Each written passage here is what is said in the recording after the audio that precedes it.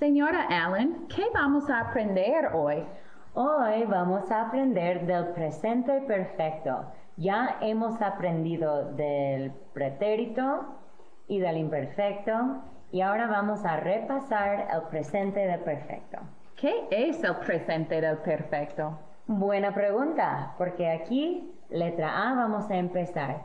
¿Qué es el presente del perfecto? El presente perfecto es para hablar de lo que ha pasado. It's to talk about what has happened. Like she has eaten or we have studied.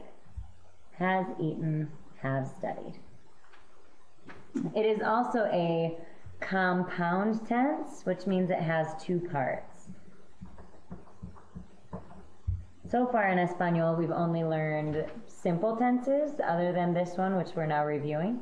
But compound tenses have two parts in Espanol, the have and the past participle. So let me teach you how to do the two different parts. The first part is haber.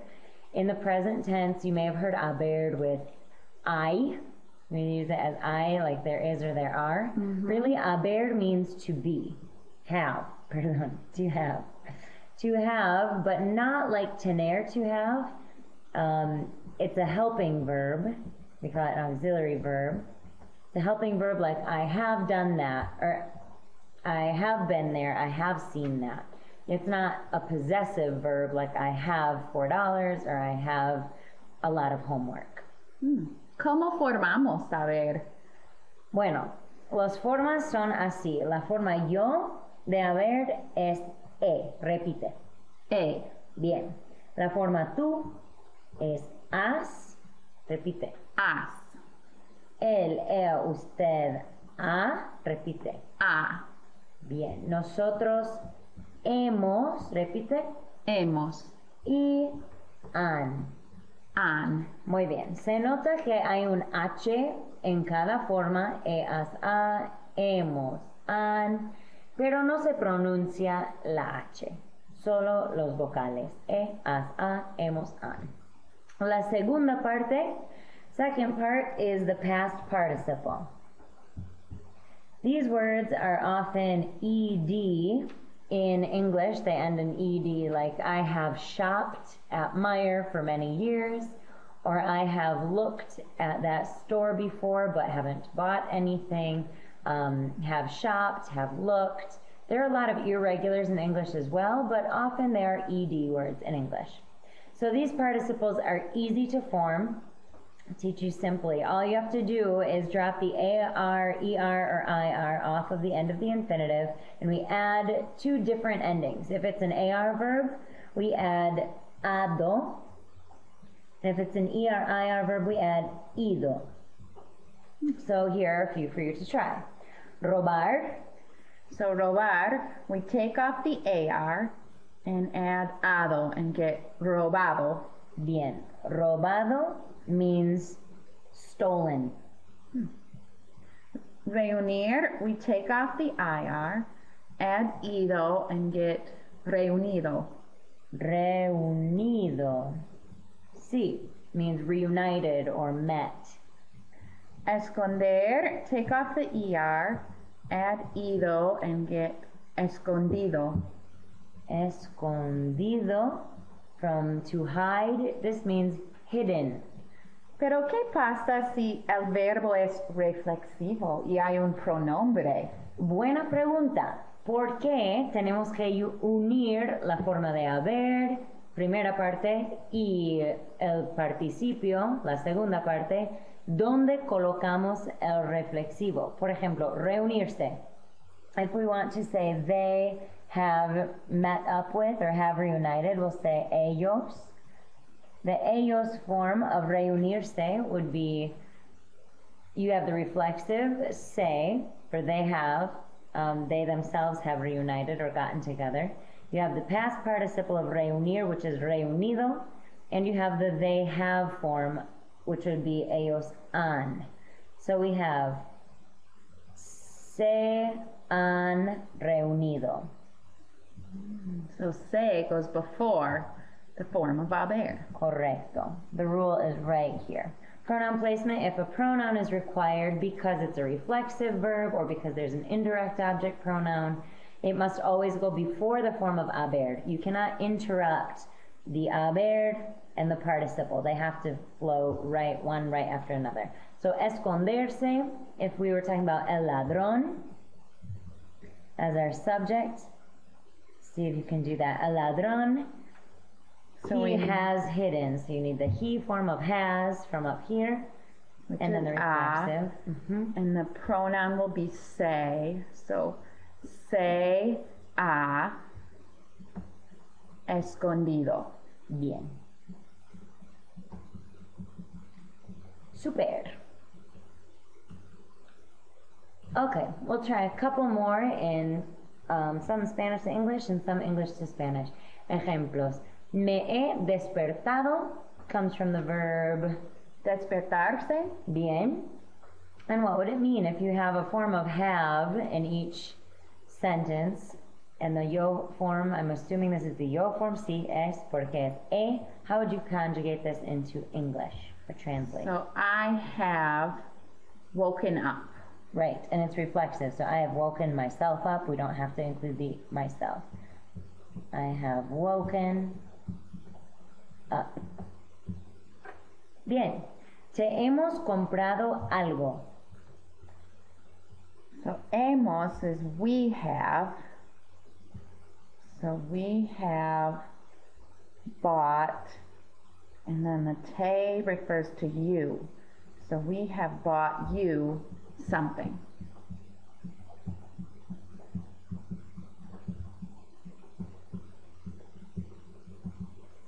Muy bien. We have had fun. Now for this one, you have to think of the verb in Spanish first. We have had fun. The verb to have fun es Divertirse. divertirse. And now we need to have the we have form and the reflexive, sí. And the pronoun will be nos. So nos hemos divertido. Bien, divertido. Now, just a reminder that the nos comes before the form of hemos. Hemos divertido can never be split up. You need your haber form directly before your participle. So your flexive comes before what we call our conjugated verb, which is hemos, the verb haber, which is conjugated. This is not a verb, it's a participle. So it's a verb conjugated in participle form already. That doesn't change. Just the form of haber is the conjugated to the subject. Bueno, they have called us. So they have would be han. And then called, llamado. And so the us would be nos, and it has to go in front. Nos han llamado.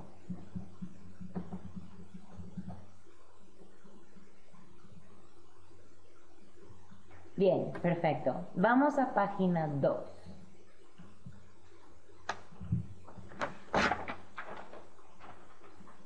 Okay.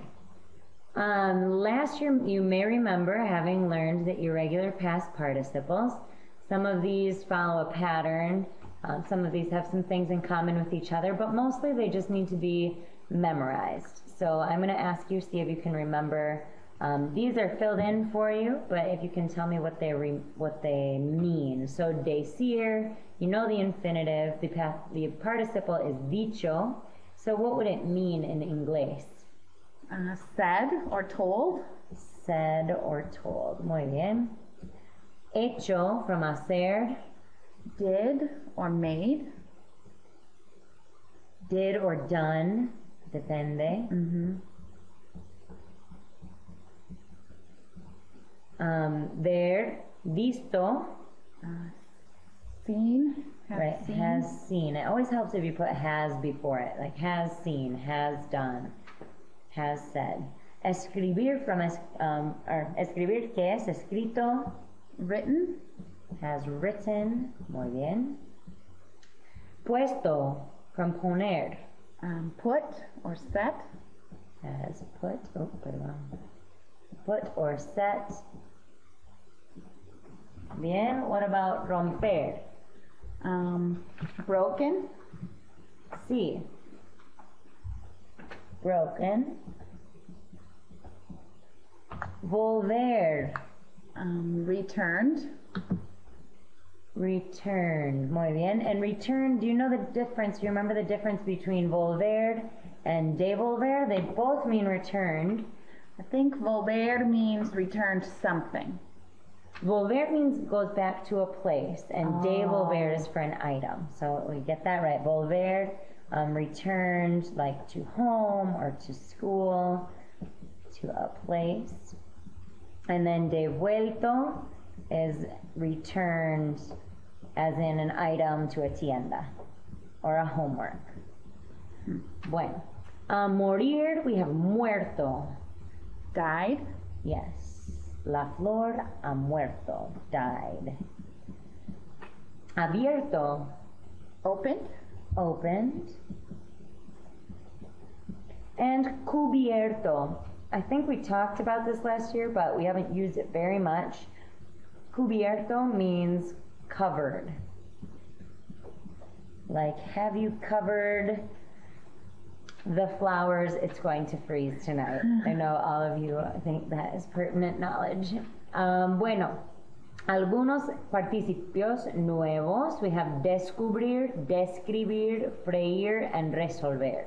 So descubrir and describir, really we've seen half of them before, and now we're just adding a little prefix to it, which means to un. Des means un, like to undo, or you'll see a couple more in a moment. Descubrir, if cubrir is to cover, then descubrir is to uncover, and the past participle would be, any guesses? Descubierto. Sí, descubierto. So you have your past participle from cubrir, cubierto, only over here you add des. Descubierto, uncovered.